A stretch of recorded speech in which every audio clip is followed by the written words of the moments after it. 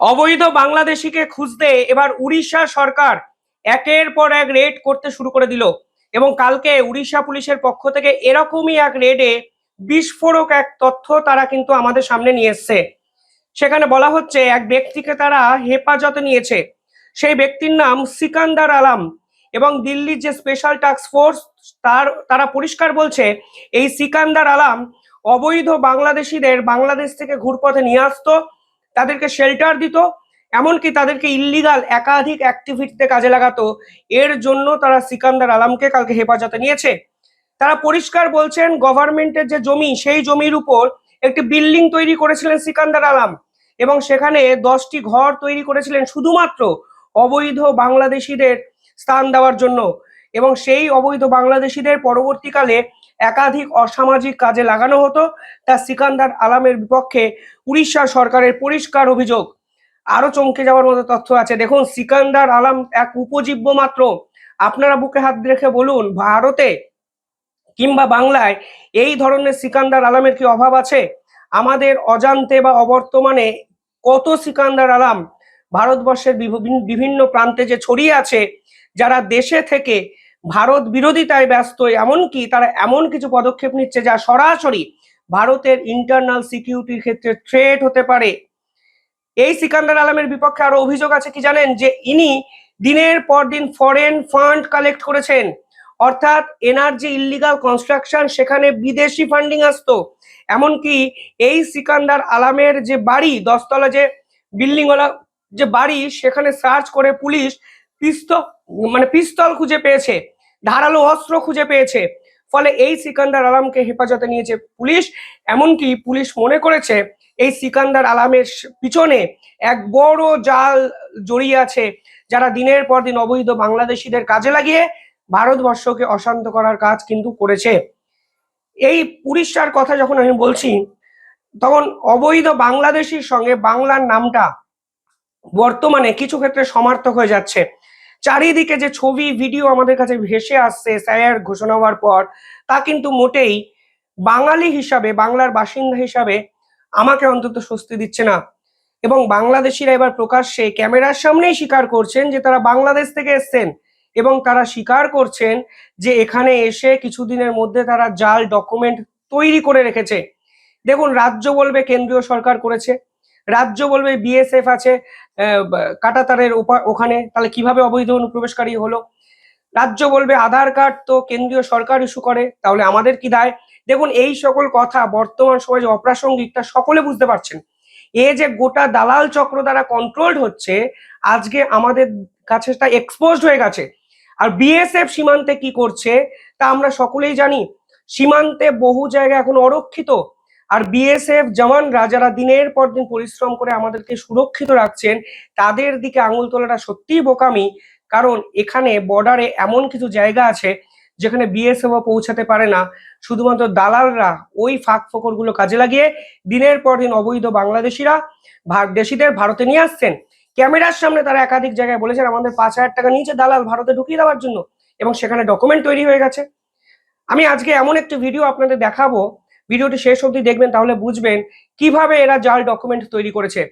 এক মহিলা পরিষ্কার অভিযোগ করছেন যে বাংলাদেশি থেকে একজন এসে তাকে গার্জিয়ান বানিয়ে দিয়েছে, এবং তিনি জানতেনও না তার ছেলে বা মেয়ে সেজে আর একজন আধার কার্ড তৈরি করে নিয়েছে। ফলে পুরো বিষয়টাই এতটাই আহ, বেআইনি ভাবে হয়েছে যে আজকে যখন তারা জানতে পারছেন যে তার ছেলে বা মেয়ে তার নামে আধার কার্ড তৈরি করেছে, অথচ তার সঙ্গে কোনো রক্তের সম্পর্কই নেই, তারা আকাশ থেকে পড়ছেন। যখন এসআই হচ্ছে তখন আমি গেছি, যাই দেখি আমাকে মা বানায় বাবা বানায় বেলাল শেখের নামে ভোট দিই। আপনাকে মা বানাইছে? হ্যাঁ, আমাকে মা বানাইছে। আর আপনার স্বামীকে? বাবা বানাইছে। বানায় ও সব আমার ডকুমেন্টস গুলো অনলাইনে থেকে উঠাই নিয়ে আসছে। কে কে? হায়দার আলী শেখ। কোথায়? এখানে বাড়ি? এখানটাই বাড়ি। আমার বাড়ির থেকে ওই নিচের সাইডে বাড়ি। কেউ হয় আপনার? না, আমার কিছু হয় না। আমরা যেদিন এসআই আমি ফর্ম জমা দিতে গেছি ওদিন জানতে পারছি। আমি ওদিন যাই দেখছি যে ওর ফর্মে ফিল আপ করতেছে বিলাল শেখ কি হয়, বাবা হয়, অনিমাবি বাবা হয়, ও মা হয়। তখন ওইটা কেন করতেছে? এটা তো আমার মতো এসে ডকুমেন্টস, আমার ডকুমেন্টস তুমি কোথায় পেলে? আমার সিরিয়াল নাম্বারে ছিল।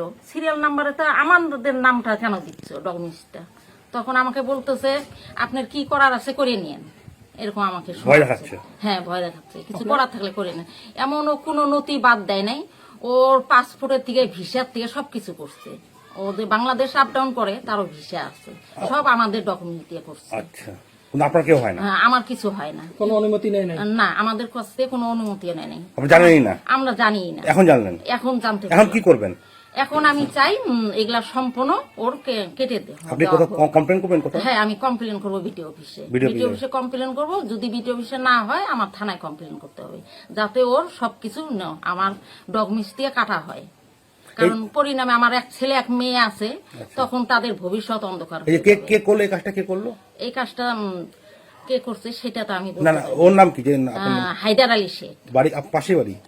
হ্যাঁ, আমার বাড়ির থেকে ওই সাইডটাই বাড়ি। আচ্ছা, মানে এই গ্রামেই? এই গ্রামেই থাকে, এই নেতাজি পল্লীর গ্রামেই আছে হায়দার আলী শেখ। আপনার নাম? আমার নাম অনিমা বিবি। আপনার স্বামী কবে মারা গেছে? আমার স্বামী ডেথ সার্টিফিকেটটাই আছে তো, তাও? শুনে তাও? মারা গেছে। তাও 5-6 বছর হয়ে গেছে আমার স্বামী মারা গেছে। মারা গেছে না? হ্যাঁ, ওনার নাম স্বামী মারা কোথায় গেছে। নিয়েছে? ওনার নাম লাগাই দিয়েছে? হ্যাঁ, আমার স্বামী মারা গেছে। আপনার নাম? আমার নাম অনিমা বিবি। এ শুধু একটা উদাহরণ নয়, বিজেপির পক্ষ থেকে সরাসরি অভিযোগ করা হয়েছে যে 2.68 লক্ষ, অর্থাৎ প্রায় 2.5 লক্ষের বেশি বাংলাদেশি মুসলমান তারা ভারতবর্ষে এসে নাম, স্থান, কাল, পাত্রর পরিবর্তনের পাশাপাশি তাদের টাইটেলটাও পরিবর্তন করে হিন্দু হয়ে গেছে। এ অভিযোগ আমার নয়, বিজেপি সরকারিভাবে এই অভিযোগ করেছে। তারা বলছেন তাদের কাছে প্রমাণ আছে যে একাধিক ব্যক্তি যাদের ওপারে নাম ছিল শেখ বা খান, টাইটেল ছিল, তারা এপারে এসে মন্ডল, চৌধুরী, সরকার ইত্যাদি হিন্দু সারনেম নিয়ে নিয়েছে শুধুমাত্র ভারতীয় প্রমাণ করার জন্য এবং নিজেকে হিন্দু প্রমাণ করার জন্য। যদি এই অভিযোগ সত্যি হয় তাহলে কিন্তু জাতীয় সুরক্ষার সঙ্গে, মাফ করবেন, আমরা সকলে মিলে ছেলে খেলা খেলেছি, সকলে মিলে ছেলে খেলা করেছি। কারণ এই শেখ, এই খান, এই বাংলাদেশি মুসলমানরা এসে কেউ আনসারুল্লাহ বাংলার খোঁচর, কেউ আনসারুল্লাহ বাংলার স্লিপার, কেউ জয়সি মোহাম্মদের স্লিপার, এ আমরা মানে বিভিন্ন ক্ষেত্রে ওটা বাংলার বিভিন্ন জায়গা থেকে আমরা অলরেডি প্রমাণ পেয়ে গেছি। টাইটেল পরিবর্তন করে নেওয়া এটা তো ইটসেলফ এ ক্রাইম। আজকে যে ক্রিমিনাল অফেন্স গুলো বাংলাকে কেন্দ্র করে আমাদের চারিপাশে ঘটেছে বলে অভিযোগ, সেই অভিযোগগুলো তদন্ত কে করবে? শুধুমাত্র এসআইআর এদেরকে বাদ দেবে আলাদা ব্যাপার, এদেরকে চিহ্নিত করবে আলাদা ব্যাপার, কিন্তু যারা এই অসামাজিক কাজ করলো তাদের কি শাস্তি হওয়ার দরকার নেই? আপনারা কমেন্টে জানাবেন যে আপনারা কিভাবে দেখছেন যারা এই জাল ভোটার কার্ড, যারা এই ডকুমেন্ট তৈরি করছে বলে সরকারি দপ্তরের সঙ্গে জড়িত ব্যক্তিরা, তাদের কেন আমরা শাস্তির আওতায় আনবো না? কারণ শুধুমাত্র এরা ভোট ব্যাংকের রাজনীতি করেছে তা নয়, এরা জাতীয় সুরক্ষার সঙ্গে ছেলেখেলা করেছে। আজ বিজেপি অফিসিয়াল বলেছে যে এটা একটা স্ট্রাকচার্ড, ওয়েল স্ট্রাকচার প্ল্যান এবং এটা একটি পলিটিক্যাল প্রজেক্ট, এবং শুধুমাত্র রাজনীতি করতে গিয়ে, শুধুমাত্র ভোট ব্যাংক বাড়াতে গিয়ে আমি জাতীয় সুরক্ষার সঙ্গে ছেলেখেলা করলাম। এবং আজকের দিনে দাঁড়িয়ে এসে বুঝতে পারছি আমি গোটা বাংলাকে আন্তর্জাতিক স্তরে হাস্যরসে পরিণত করে দিয়েছি। বিভিন্ন দেশের সংবাদপত্র খুলে দেখুন আজকে বাংলাকে নিয়ে কি বলছে, অবৈধ বাংলাদেশিকে নিয়ে তারা কি বলছে। তারা বিভিন্ন ভিডিও চালিয়ে দিয়েছে, তারা বিভিন্ন বাংলাদেশের বাইট দেখিয়ে দিচ্ছে।